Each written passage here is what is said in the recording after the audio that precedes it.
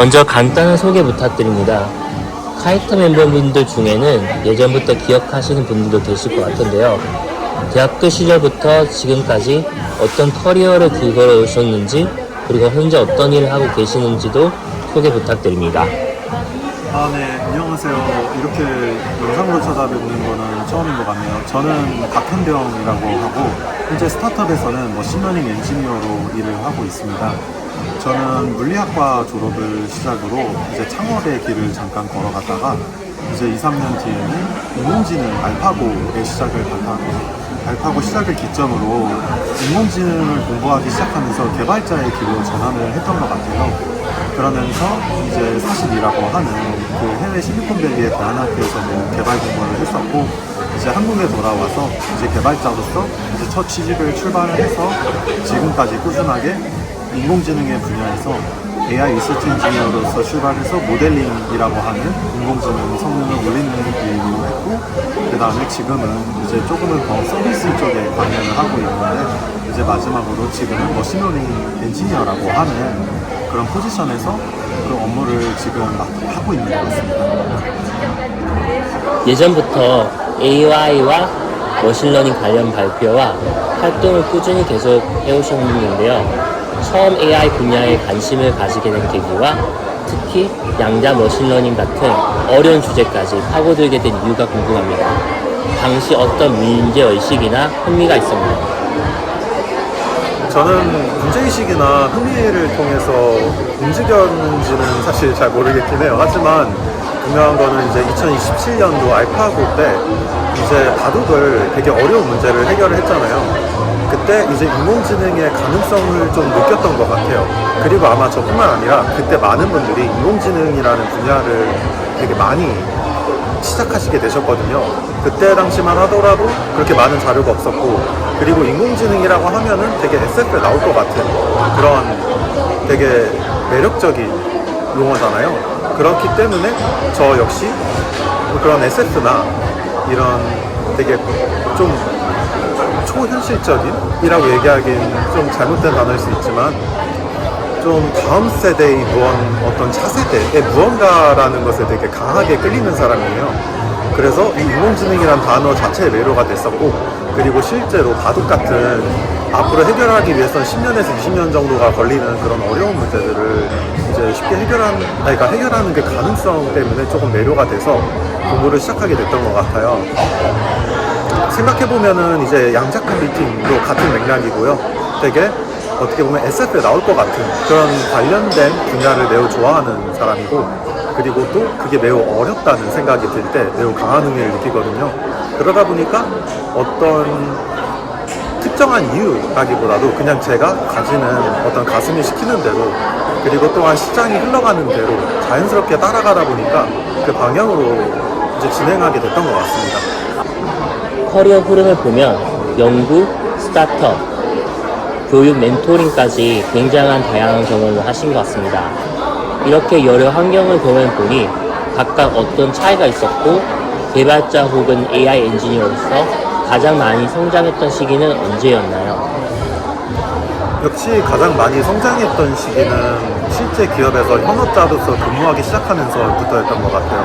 왜냐면 그때부터는 단지 이제 공부를 할 때에선 얻을 수 없는 실제 산업이 어떻게 돌아가는지, 그리고 학계에서 사람들이 연구하고 있는 게 얼마나 중요한지, 이제 다양한 측면에서 현업인은 이제 그들은 그거를 최대치까지 끌어올리지 못한다면 생존할 수가 없잖아요. 다시 말해서 강한 프레셔가 어떻게 보면 가장 강한 성장 동기가 되게 해줄 수가 있는 거고, 그거를 가능케 하는 곳이 약간 현업인 것 같습니다. 그래서 공부할 때보다도 더 많은 성장을 이뤄냈던 것 같아요. 무엇보다도 항상 주어지는 업무들이 난이도가 있고 중요한 일들이다 보니까 무엇보다 동기부여가 크게 되고, 그리고 원래 어려운 문제를 풀다 보면은 그만큼 더 많이 성장하게 되니까요.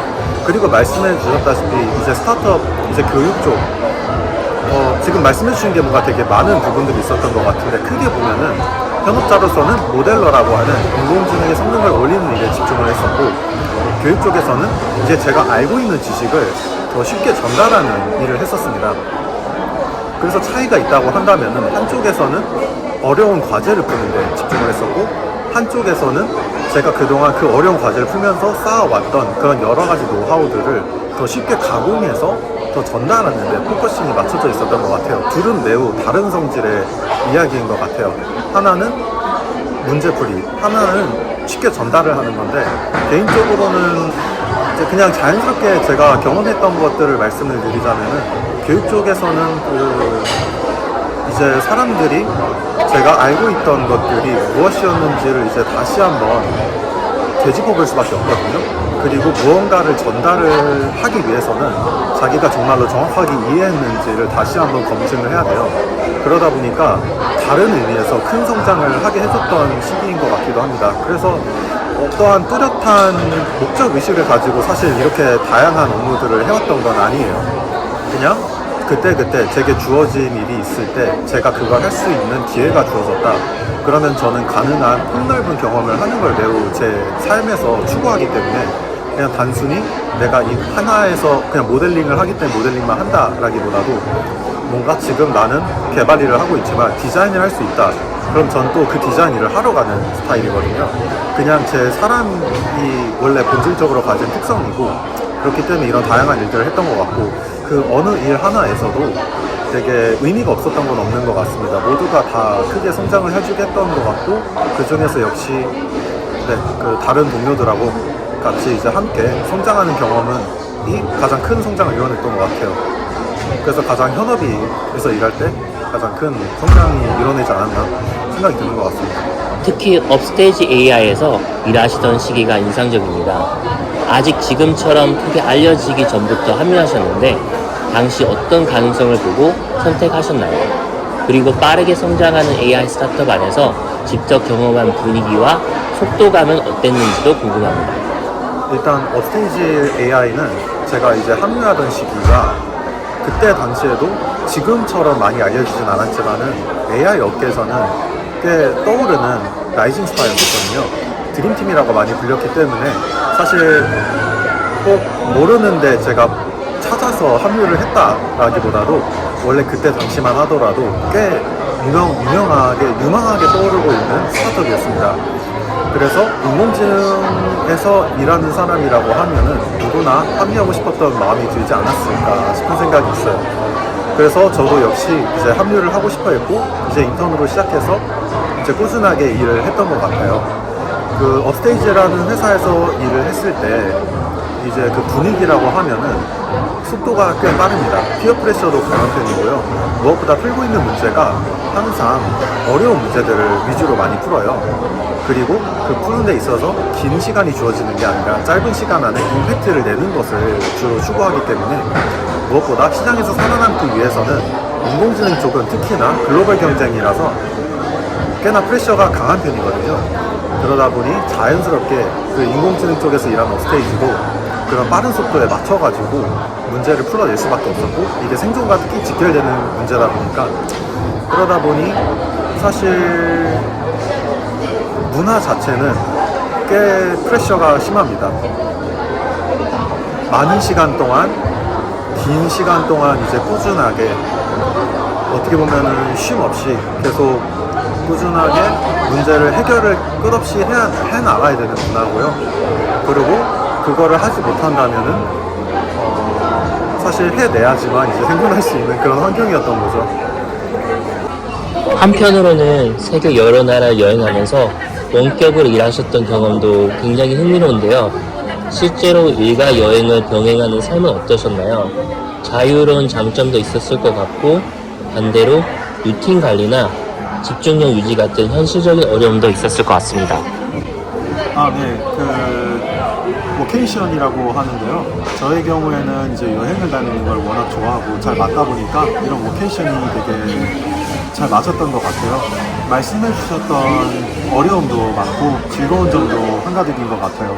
어려운 점이라고 한다면 역시나 이런 체력 관리가 가장 어려움이 아닐까. 그리고 발생하는 시차, 그리고 그곳에서 자신이 익숙하지 않은 문화권에서 이제 업무를 해나가는 것은 자신이 어떤 카페에서 일을 한다거나 혹은 어디서 일을 해야 된다거나 식사 이런 많은 복합적인 측면에서 어려움은 있긴 하지만, 그래도 그거 역시 하나의 즐거움이 아닐까 싶은 생각도 드는 것 같습니다.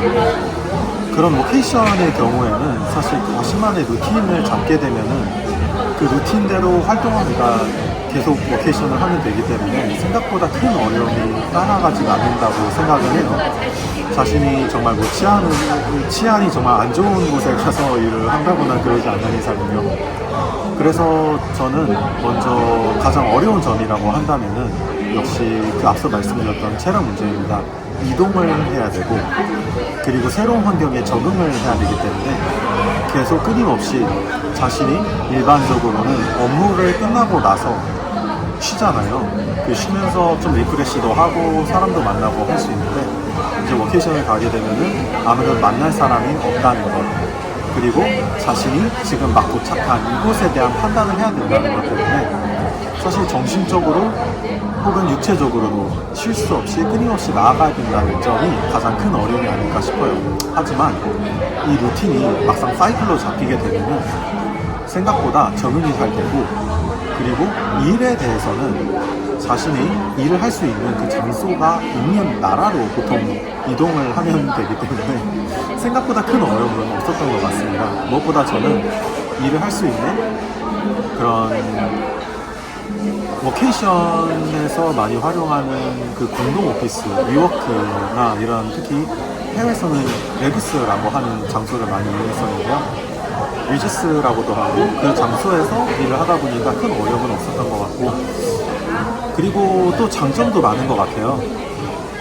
자신이 익숙함에서 벗어나서 그 새로운 환경에서 일을 한다는 그 자체가 그 자신의 식견을 좀 넓히는 데 도움이 되지 않을까 싶습니다. 자신이 당연하게 알고 당연하게 받아들였던 많은 것들이 다른 나라에 가면은 당연하지 않은 게 되거든요. 식사를 하는 것부터 일하는 장소를 찾는 것부터 사람과 대화를 하는 것 그리고 어디서 일을 해야 되는지 뭐 단지 개발이라는 그 작은 틀을 벗어나서 이 세상이 얼마나 넓고 복합적이고 다채로운지를 알게 되면서 거기서 많은 아이디어 혹은 영감을 얻을 수 있는 긍정적인 측면도 분명히 큰 것 같습니다. 그리고 돌아다니다 보면 한 가지 의외로 알게 되는 사실은 생각보다 여러분들만 워케이션을 다니는 게 아니라 많은 국가의 많은 사람들이 워케이션을 많이 다니거든요.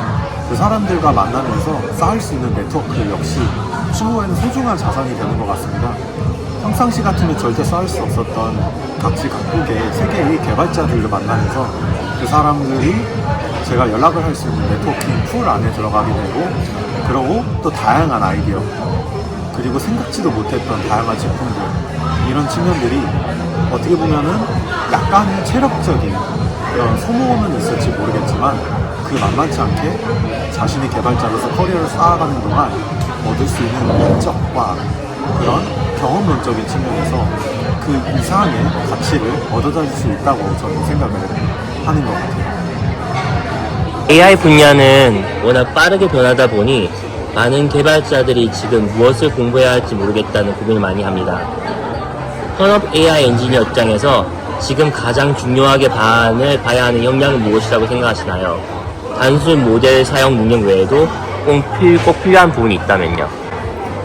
사실 이 질문을 제가 대답하는 게 적절한지에 대한 궁금증 역시 저도 함께 하고 있는 것 같아요. 왜냐하면 저 질문은 단지 이제 제가 대답을 할 수 있는 질문인지에 대해서 제 자신이 스스로 확신이 없어서 저 역시 저 질문을 어떤 다른 개발자들한테 약간 물어가면서 저 역시 답을 찾고 싶은 상황인 것 같습니다. 그렇기 때문에 제가 이 문제에 대한 답을 말하는 게 적절한지 모르겠어요. 하지만 일단은 맞고 틀리고를 떠나서 제 자신이 하나의 개인으로서 가지고 있는 생각을 말씀드리면은 그 코어한 엔지니어링 어떻게 보면 저희가 이제 예전에 언어를 공부했었고 그 다음에 이제 디자인 패턴도 공부하고 시스템 디자인도 공부하고 실제로 컴퓨터가 어떻게 구성되어 있는지 이런 컴퓨터 구조도 공부하면서 정말로 이 컴퓨터가 무엇이고 이제 그 하나하나 쌓아 올려가면서 이게 결국에 최종적으로 제품까지 어떻게 연결되고 또 제품화하는 단계에서 발생하는 여러 가지 많은 지식들이 있는데 이런 지식들을 꾸준하게 공부하는 게 가장 중요하지 않나 싶습니다. 그렇기 때문에 그러니까 제가 말씀드리고 싶은 포인트는 모델을 잘 쓰는 것은 중요합니다. 그리고 잘 쓸 수 있다면 충분하지 않나 싶은 생각이 들어요. 다만 여기서 잘 쓴다는 게 무엇인지를 알아내는 게 지금 가장 큰 어려움인 것 같습니다.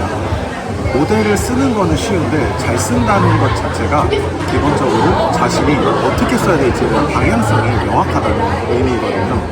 인공지능은 제가 알기로는 적어도 제가 썼을 때 요즘에 하네스 엔지니어링이라는 표현이 정말 많이 등장하는데 인공지능은 세상의 수많은 지식들을 이미 다 배운 상황입니다.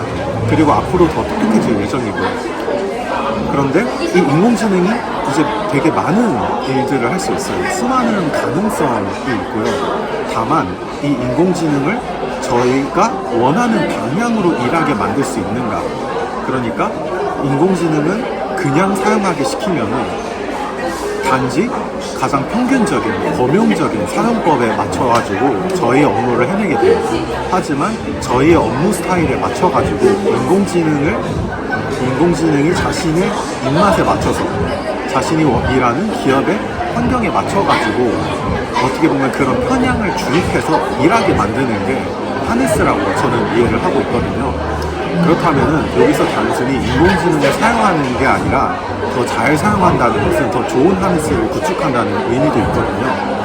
그런데 이 좋은 하네스를 구축한다는 의미 자체가 이미 자신이 그 기업이라는 컨텍스트 안에서 어떻게 일하는 게 가장 올바른지, 어떤 식으로 일하는 게 가장 올바른 일하는 방식인지 이미 깊게 이해하고 있을 때 좋은 하네스를 구축할 수 있습니다. 그런 관점에서 봤을 때는 저희가 그 방법을 알기 위해서는 이 부분은 그냥 잘못 말한 건데 역설적이 아니고 생각을 해보면은 결국에 저희가 직접 구현을 하지 않을 뿐이지 저희는 일을 하다 보면 어떤 방향으로 일을 해야 되는지에 대해서 항상 스스로 생각을 하면서 상사, 동료 혹은 다양한 인터넷에 있는 대가들 혹은 논문들 이런 수많은 정보의 소스로부터 항상 방향성에 대해서 다시 한번 고민을 해보면서 재설정을 하는 것 같아요. 근데 이 방향성만큼은 인공지능이 대신 제시해 줄 수가 없거든요.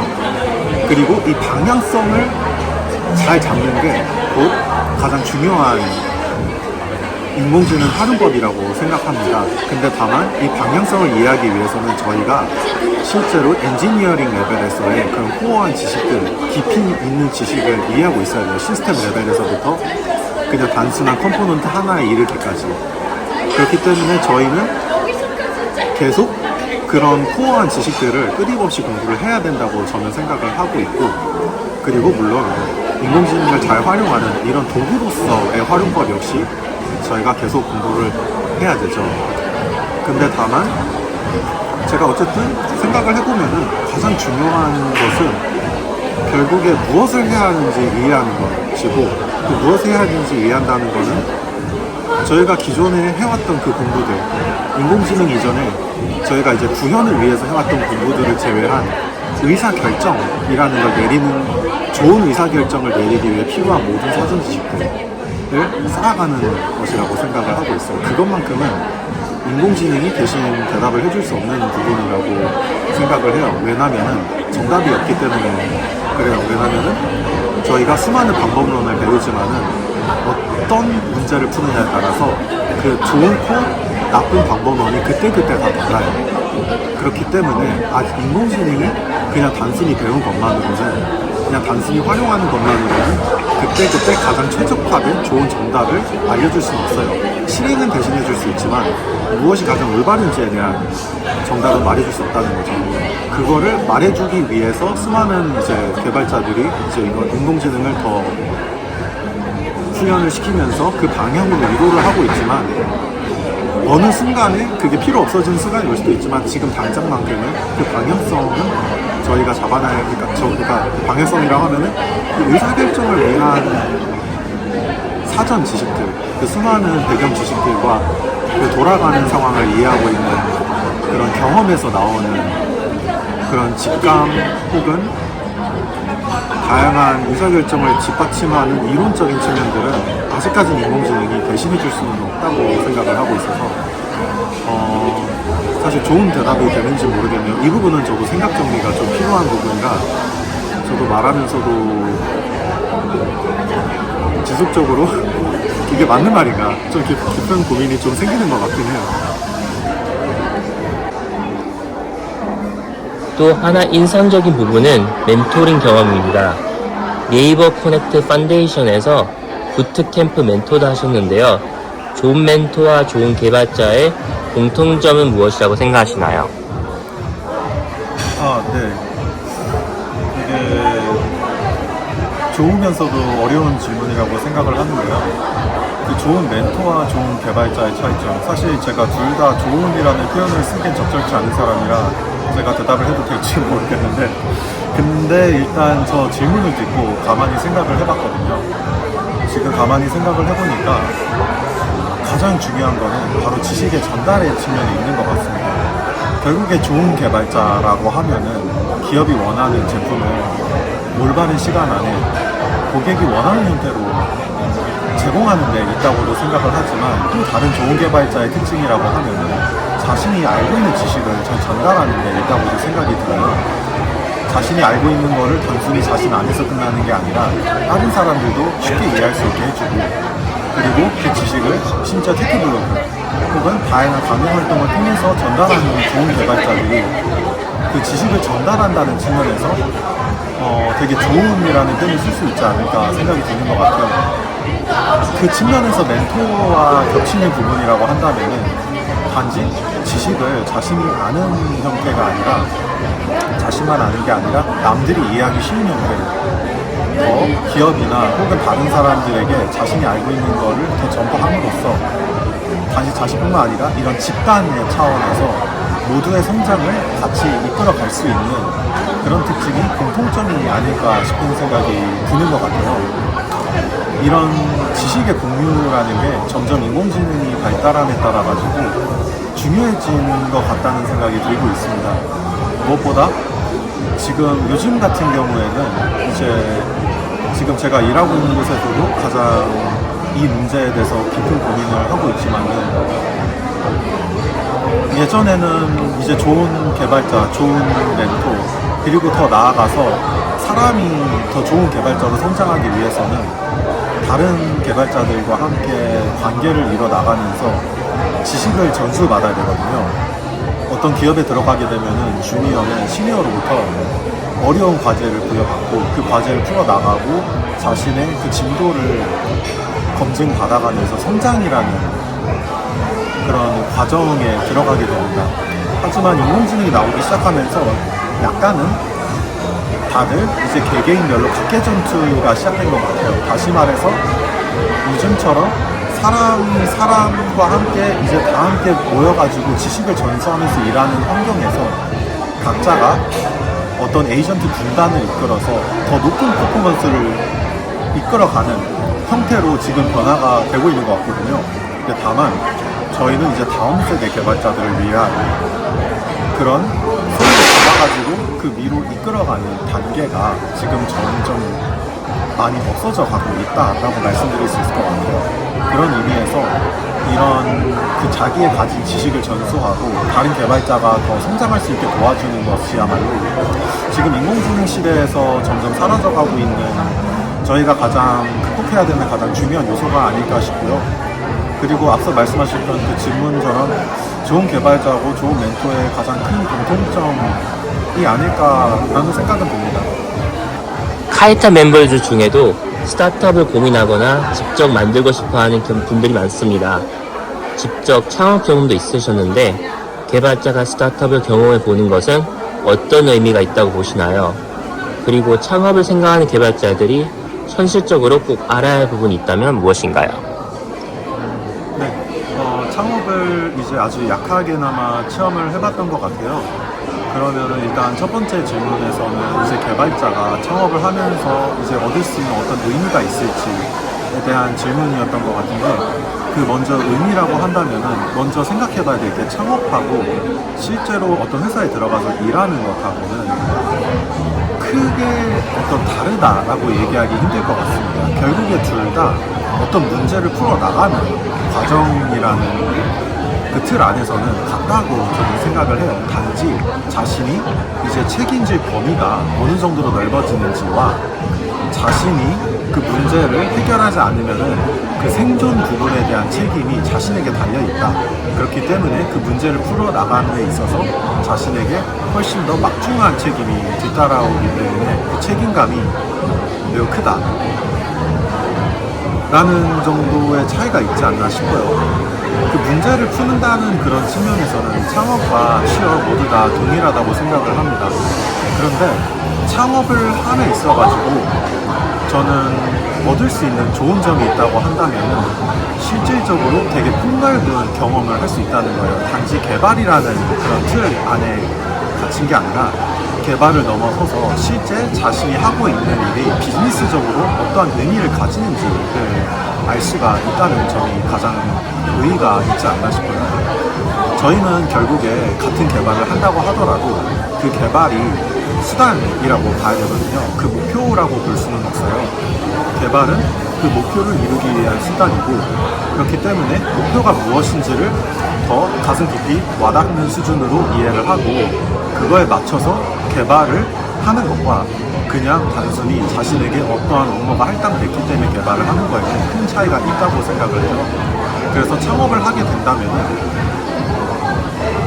저는 그 측면을 훨씬 더 와닿는 그런 상황 속에서 일을 하기 때문에 비즈니스가 무엇인지를 이해할 수 있고, 그 과정은 실제로 업무를 함에 있어서 향후 자신이 어느 정도 깊이까지 파악을 하면서 업무를 하는지에 대해서 커다란 차이가 있다고 생각을 합니다. 단순히 시키는 일을 하는 건지 아니면 시키는 일이 정확히 어떤 비즈니스적인 맥락에서 오는 건지를 구별해가지고 일을 하는 거에는 커다란 차이가 있다고 생각을 하고요.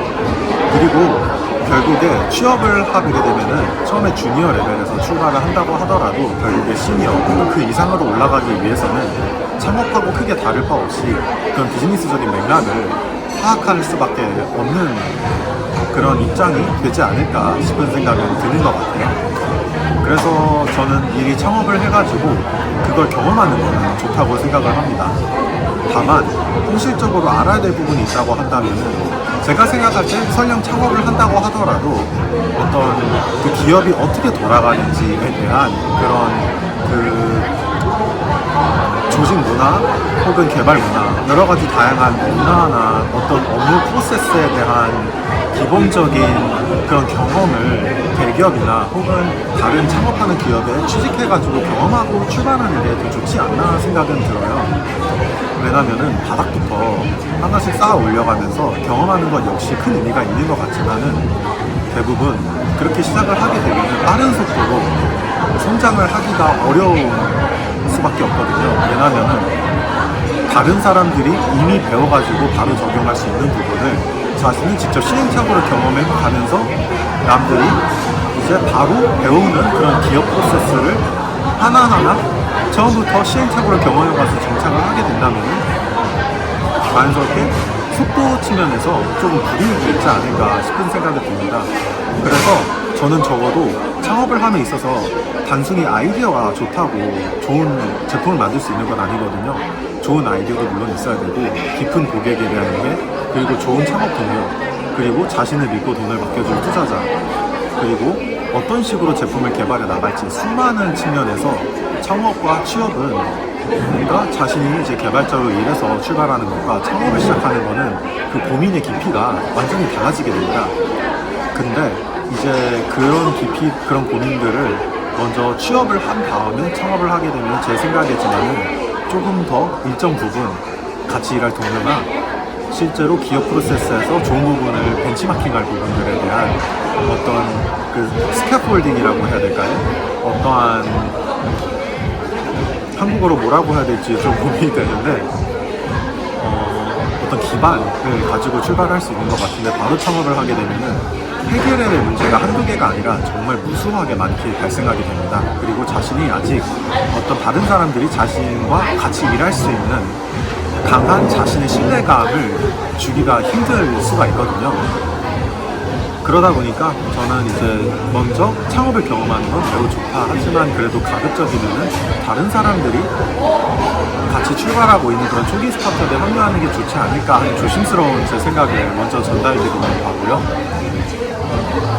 그리고 창업을 하게 된다면은 그런 수많은 고민들, 실제 투자자, 기업 그러니까 같이 창업할 동료들, 이런 복합적인 문제들이 하나의 문제를 풀어나가는 데 있어서 얼마나 중요하고 이거를 잘한다는 게 얼마나 어려운지, 그리고 고객에 맞춰가지고 실제로 고객을 만나면서 제품을 또 올바른 방향으로 전환을 한다는 게 무엇인지를 실제 피부로 와닿는 경험을 할 수가 있어요. 그런 의미에서 저는 개발자들이 창업을 하는 것에 있어서 매우 긍정적인 입장입니다. 취업을 하게 된다면 단지 개발 실력만이 좋아질 수도 있어요. 어떤 회사에서 어떤 일을 하느냐에 따라 달라지지만은 보통은 자신이 얼마큼 더 테크니컬하게, 더 코어한, 더 얼마나 깊이 있는 테크니컬 지식을 쌓느냐가 더 핵심 목표가 될 수도 있거든요. 근데 창업을 미리 경험하게 되면 이런 비즈니스적인 사이드도 같이 고려해가면서 같은 개발을 한다고 하더라도 더 깊이 있는 그런 복합적인 고민과 함께 개발이 이루어지기 때문에 더 좋은 시너지가 나지 않을까 싶습니다. 다만 그렇다 하더라도 좋은 창업, 좋은 취업, 사실 어느 쪽이 좀 정답일지에 대해서는 저도 딱 잘라서 말을 못할 것 같아요. 다만 한 가지 중요한 거는 창업을 하게 된다면은 저는 이렇게 생각합니다. 어떤 기업에 들어가서 가장 어려운 문제를 풀다 보면은 거기서 경험하는 그 어떤 문제보다도 창업을 통해서 실제로 경험하는 문제는 그것보다 몇 배에 달하는 어려움이 기다리게 돼요.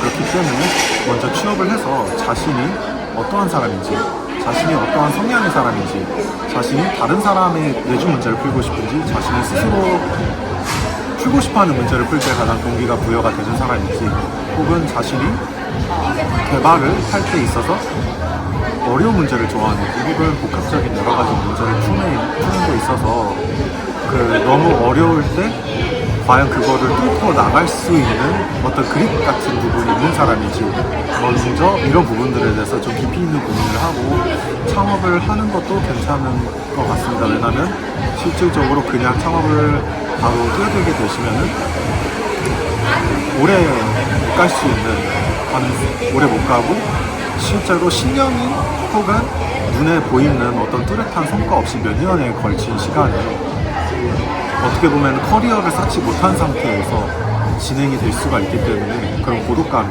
역시 만만치 않게 큰 어려움에 포함이 되거든요. 그래서 그런 어려움이 있다는 거를 같이 인지하시고, 그럼에도 자신은 자신의 문제를 풀고 싶어하는 사람이고 어려운 문제를 같이 풀 때 더 즐거움을 느낀 사람인지, 그리고 설령 어려울 때 그 문제를 풀고 싶지 않아 하더라도 그래도 결국에 해내는 사람인지, 이런 복합적인 측면들을 같이 고민하고 출발하면 좋지 않을까 생각이 드는 것 같아요. 한국과 미국 그리고 글로벌 개발자 커뮤니티를 모두 경험하셨는데요. 실제로 느낀 가장 큰 차이는 무엇인가요? 특히 실력 있는 개발자들이 글로벌 무대에서 더 성장하기 위해 필요한 태도나 습관이 있다면 공유 부탁드립니다. 네, 한국과 이제 미국에서 이제 다른 개발자들하고 교류를 하면서 이제 제가 느꼈던 가장 큰 점이라고 하면은, 먼저 말씀드릴 수 있는 건 한국 개발자가 상당히 똑똑하다는 겁니다. 그렇기 때문에 한국 개발자들이 이제 실리콘밸리에 대해서 이렇게 많은 생각, 이런 되게 선망을 많이 하시지만 실질적으로 제가 느꼈던 거는 한국인 개발자들이 상당히 뛰어나다. 하지만 어떤 큰 차이가 있다고 한다면은 실리콘밸리 같은, 그러니까 여기서는 미국이라고 말씀하셨던 것 같지만 저는 이제 실리콘밸리라고 먼저 말씀을 드리고 이제 일을 그러니까 말을 진행을 하자면은 어떤 환경적인 측면에서 먼저 차이가 나는 것 같아요. 실리콘밸리에서는 항상 최신의 지식, 그리고 어떤 인터넷에서만 보던 사람들이 직접적으로 나와서 자신의 목소리를 전달해 줄 수 있는데, 가장 빠른 시간 안에 가장 가까운 곳에서 그런 사람들과 의견을 교류할 수 있고 그 사람들의 목소리를 들으면서 그 최신 트렌드를 가장 빠른 시점에서 이해할 수 있다고 생각을 합니다. 근데 반면 한국에서는 그 중에서 일부가 이쪽에서 좋다고 생각되는 게 그 지식들이 이렇게 건너서 전달되어 오기 때문에 시간적인 측면에서 정보의 최신성 측면에서 좀 차이가 난다고 생각해요. 그리고 제가 가장 느꼈던 가장 커다란 차이는 해외에서 만난 이런 개발자들은 자신의 독창성, 어떤 독창적인 아이디어에 대한 갈구를 많이 한다는 측면이었습니다. 자신의 이름을 남기고 싶어하는 사람들도 많이 봤던 것 같아요. 근데 이런 자신만의 아이디어, 자신만의 서비스, 자신만의 코어한 기술을 보유하고자 하는 게 더 강한 목표 의식으로 느껴졌다고 하면은 한국에서는 그런 것을 잘 가져다가 빠르게 서비스화를 하는 좀 더 응용 측면에 더 포커싱이 맞춰져 있다고 느껴졌던 것 같습니다. 그래서 어떤 게 더 옳다라고 얘기할 수는 없을 것 같아요. 하지만 제가 느꼈던 가장 큰 차이는 순수한 기술을 더 추구하는지 아니면은 응용에 더 비중을 많이 두는지의 차이가 크게 느껴졌다고 말씀드릴 수 있을 것 같아요. 마지막 질문입니다. AI 기술은 앞으로도 정말 빠르게 변할 것 같은데요. 앞으로 5년 뒤 개발자와 AI 엔지니어 역할은 어떻게 달라질 거라고 보시나요? 그리고 지금 방향성을 고민하고 있는 카이터 멤버분들에게 꼭 해주고 싶은 조언이 있다면 부탁드립니다.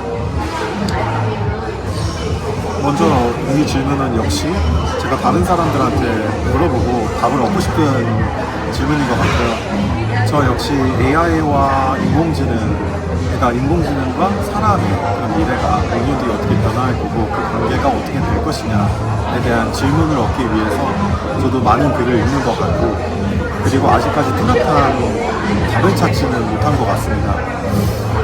지금 제가 보는 추세에서는 먼저 이런 얘기가 있어요. 2027년쯤이 되면은 AI는 소프트웨어 개발자를 어느 정도는 그 능력이 많이 따라잡고 소프트웨어 엔지니어로서 하나의 온전한 역할을 할 수 있을지 모른다라는 얘기가 있거든요. 연구에서 어떤 에이전트가 한 50사람이 할 수 있는 업무를 50% 확률로 성공할 수 있는 확률에서 몇 시간 정도의 그 업무를 성공해낼 수 있느냐라는 지표가 있는데, 그 지표가 6개월마다 2배씩 길어지고 있다고 하거든요. 5분, 6개월이나 10분, 지금은 제가 기억하기로 몇 시간에 달하는 분량이었던 것 같고요. 그렇다면 하나의 태스크가 나중에는 며칠, 몇 달치 일을 한 번에 해낼 수 있는 수준까지 오게 된다면 사실상 인간이 할 수 있는 그런 소프트웨어 엔지니어링의 많은 부분을 이제 인공지능이 할 수가 있게 된다는 거죠. 그렇기 때문에 이 추세대로만 봤을 때는 2027년 정도가 약간 인공지능이 어느 정도 하나의 더 든든한 보조 도우미로서 활약을 할 수 있는 시간이라고 일단 보고 있기는 합니다. 일단 그렇고요. 하지만 한편으로는 인공지능이 과연 저희의 비즈니스를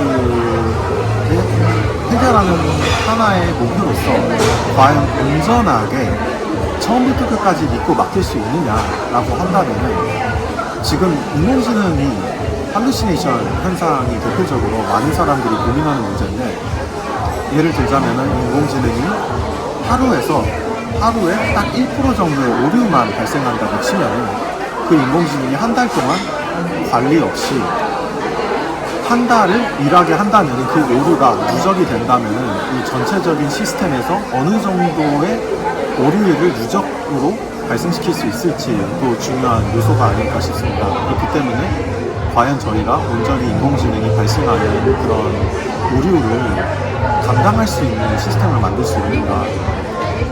즉 인공지능이 정리하면은 이제 인공지능이 점점 더 혼자서 업무를 오랫동안 지속할 수 있는 확률이 점점 높아지고 있고 그 시간은 점점 증가하고 있어요. 그리고 한편으로는 사람들이 하네스라는 시스템을 통해서 인공지능을 자신의 감시 없이도 독자적으로 더 오랜 시간 동안 일을 할 수 있는 그 세팅을 마련하고자 하고 있습니다. 그렇지만 아이러니한 것은 이 모든 세팅들을 다 사람들이 직접 하나하나 봐주고 옆에서 섬세하게 케어를 해줘야 된다는 점이죠. 그렇다면은 이 질문을 역으로 보면은 인공지능이 과연 스스로를 인간의 개입 하나 없이 목표를 하나 받았을 때 스스로 한 달 이상 혹은 1년 가까이 독자적으로 일을 하게 시킬 수 있는가, 과연 그 시대가 올 수 있을까에 대한 질문으로 바꿔볼 수 있을 것 같아요. 만약 그게 가능하다고 하면은 5년 뒤에는 관계가 많이 바뀌게 되겠죠. 하지만 조금이라도 인공지능이 작업도 신뢰할 수 없는 부분이 있다. 어느 정도 하네스, 그러니까 특히 옵스 쪽에서 observation을 통해 가지고 이 부분을 면밀하게 모니터링해서 그 순간순간 인공지능이 잘못하고 있는 부분을 잡아서 다시 원래 상태로 끌어올리는 그런 개발을 할 수도 있을 것 같긴 해요. 하지만 그렇다고 하더라도 이 역시 그런 세팅조차도 사람이 또 관여를 해야 되는 부분이 있거든요. 사실 신뢰를 어디까지 할 수 있느냐, 그리고 만에 하나 인공지능을 온전히 신뢰할 수 없다면 사람이 언젠가는 신뢰할 수 있는지에 대해서 개입을 해서 검증을 해줘야 된다고 보거든요. 근데 만약 모든 걸 인공지능한테 맡겼다고 하면은 과연 사람이 중간부터 끼어들어서 그 복잡한 시스템을 신뢰성을 보장하는 것은 상당히 높은 코스트가 들어갈 거라고 생각을 해요. 그래서 인공지능과 인간은 한동안은 계속 함께 가면서 인공지능이 처음부터 끝까지 오로지 자신의 힘만으로 오류율을 최소한도로 낮춘 상태에서 지속적으로 업무를 해내갈 수 있으면 인공지능한테 맡겨질 거라고는 생각을 하는데, 사실 이 부분은 저도 잘 모르겠고, 최근에 이제 확률론적인 엔지니어링이라는 얘기를 들었던 것 같아요. 그게 어떤 그림지로 있지는 않았는데 그냥 문득 그런 생각이 들었어요. 지금 저희는 이 실생활에서 가장 현실에서 발생할 수 있는 수많은 복합적인 엣지 케이스부터 발생할 수 있는 수많은 시나리오들을 가능한 완벽하게 방어를 하려고 하고, 어쩌다가 발생하는 거는 그런 이제 후속 조치를 통해 가지고 빠르게 대응을 합니다. 그런 면에서 볼 때는 사람도 완벽하게 업무를 해내가는 것 같지는 않고, 인공지능 역시 약간의 그런 구멍이 있는 것은 어느 순간부터는 받아들여지지 않을까 싶은 생각도 드는 것 같아요. 그렇지만 결국에 인공지능이 무엇을 하는지를 설명할 수 없다면 결국에 어느 순간 저희의 손을 벗어나서 인공지능이 활약을 마음대로 하는 것은 기업 차원에서 엄청나게 큰 리스크라고 생각은 들기 때문에 일단 모르겠다. 말은 길었는데 저도 모르겠다는 생각인 것 같아요. 저도 그 답을 얻고 싶고, 지금 당장에서 제가 말씀드릴 수 있는 거는 인공지능은 생각보다 못하는 게 너무 많다. 정말 못하는 게 많고요. 모든 걸 할 수 있지만은 그 모든 걸 할 수 있다는 거는 99% 50%는 잘할 수도 있고 50%는 못할 수도 있다는 의미입니다.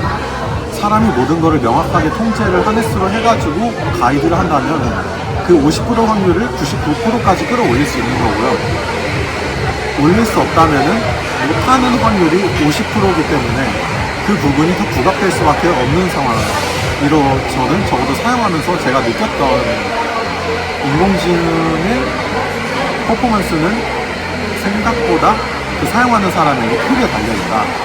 근데 아직 당장은 인간의 개입 전혀 없이 인공지능이 자신의 비즈니스에 맞게 자율적으로 드라이빙이 어느 정도까지 가능한지에 대해서는 확신이 없습니다. 그냥 맡겼다가는 자신이 원치 않는 품질의 제품이 나올 것이라는 생각이 들어요. 좋은 제품을 잘 만드는 사람들은 보통 자신이 무엇을 만들어야 될지를 명확하게 머릿속에 그리고 있는 사람들입니다. 그래서 당장 단기적으로 봤을 때는 5년 뒤에는 아직 같이 일하고 있지 않을까 생각이 들면서도 발전 추세가 워낙 빠르기 때문에 저도 이 부분은 좀 더 제가 공부를 많이 하고 트렌드를 좀 더 따라잡은 다음에 제가 좀 더 명확하게, 사실 그때도 명확할지 모르겠지만 말을 할 수 있는 부분이 아닐까 싶은 생각이 드는 것 같아요. 사실 요즘에 되게 난세라는 표현이 좀 적절할 것 같아요. 그 누구도 어떤 방향으로 가야 될지 알 길이 없는 상황이 그런 시대가 온 것 같긴 합니다. 하지만 그래도 제가 생각할 때는 한 가지 확실하게 변하지 않을 거는 검증을 한다는 것의 중요성, 즉 올바른 것이 무엇인지를 안다는 것에 대한 그 중요성 하나만큼은 변하지 않을 거라고 생각은 들고, 사람으로서 남아서 할 수 있는 가장 중요한 일 중 하나는 그 의사결정의 올바른 의사결정이 무엇인지에 대한 기준을 줄 수 있다. 그런 점이 아닐까 싶은 생각이 들어요. 그리고 좋은 의사결정을 내리기 위해서 필요로 하는 공부는 그래도 계속 하는 것이 가치가 있지 않을까 싶은 생각이 듭니다. 그래서 비록 요즘에는 인공지능을 잘 사용한다는 것 자체에도 집중을 해야 되긴 하지만, 저희가 과거로부터 지금까지 꾸준하게 소프트웨어 엔지니어링 영역에서 해왔듯이 이런 꾸준한 개발에 대한 그 기술력에 대한 공부, 그리고 그 탐구는 변치 않고 계속 되어야 하지 않을까. 그리고 그렇게 해야지만 저희가 나중에 인공지능을 온전히 믿고 맡기는 그걸 넘어서서 저희가 한 명의 올바른 가이드로서 단지 이제 인공지능을 믿고 맡기는, 맹목적으로 믿고 맡기는 그런 일들이 아니라 더 나아가 주체적으로 저희의 역할이 남아있지 않을까 싶은 생각이 드는 것 같고요. 그리고 아마도 이제 저도 카이터 여러분들을 이제 만나뵙지 못하게 된 게 정말 오랜 시간이 된 것 같아요. 저도 제 할 일을 하면서 하느라 너무 바쁘고, 그리고 모두가 다 지역적으로 떨어져 있긴 하지만 그래도 과거의 카이타는 꽤 활발했고 모임도 많았던 것 같은데, 언젠가는 다시 그런 시대가 오기를 바라면서, 또 언젠가 어딘가에서는 또 다시 한번 다른 분들도 만나 뵙고 같이 대화를 좀 나눠볼 수 있으면 좋을 것 같다는 생각입니다. 네, 감사합니다. 네, 수고하셨습니다. 감사합니다.